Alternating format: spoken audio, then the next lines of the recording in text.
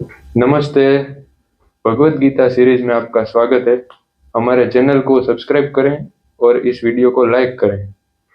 आज हम भगवत गीता के दूसरे अध्याय के 7वें श्लोक का अध्ययन करेंगे, जिसमें अर्जुन श्री कृष्ण को इस प्रकार कहता है।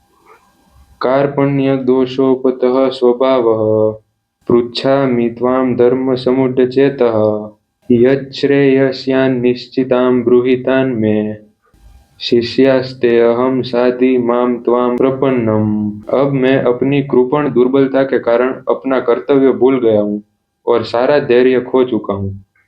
ऐसी अवस्था में मैं आपसे पूछ रहा हूँ कि जो मेरे लिए श्रेयस्कर है उसे निश्चित रूप से बताएं। अब मैं आपका शिष्य हूँ और शरणागत हूँ, कृपया मुझे उपदेश दें।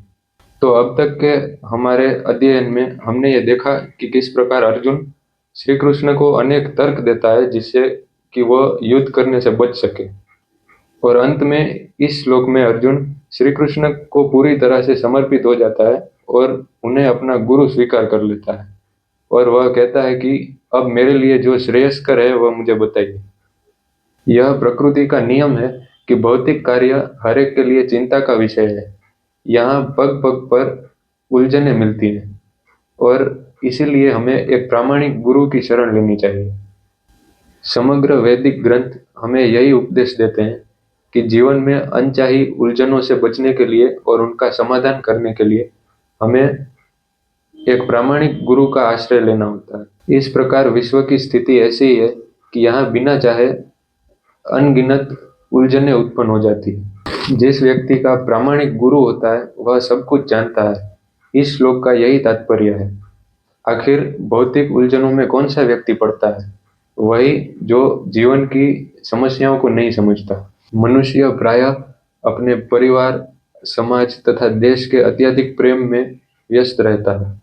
वह अपने पारिवारिक जीवन अर्थात अपने पत्नी, बच्चे, इन सब के प्रेम में आसक्त रहता है। कृपण या कंजूस व्यक्ति यह सोचता है कि वह अपने परिवार को, अपने बच्चों को मृत्यु से बचा सकता है, या वह यह सोचता है कि उसका परिवार या उसका समाज उसे मृत्यु से बचा सकता है।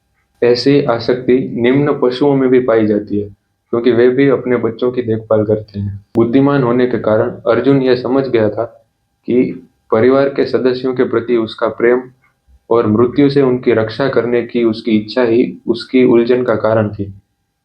यद्यपि वह समझ रहा था कि युद्ध करने का कर्तव्य उसकी प्रतीक्षा कर रहा था, और वह परिवार के सदस्यों के प्रति प्रेम के कारण अपने कर्तव्य से विमुख हो रहा था। अतः वह परम गुरु श्री कृष्ण को कोई निश्चित हल निकालने का अनुरोध करता है, और वह मित्रतापूर्ण बातें बंद करना चाहता है। एक गुरु तथा शिष्य की बातें गंभीर होती है, और अब अर्जुन श्री कृष्ण से गंभीरता पूर्वक बात करना चाहता है।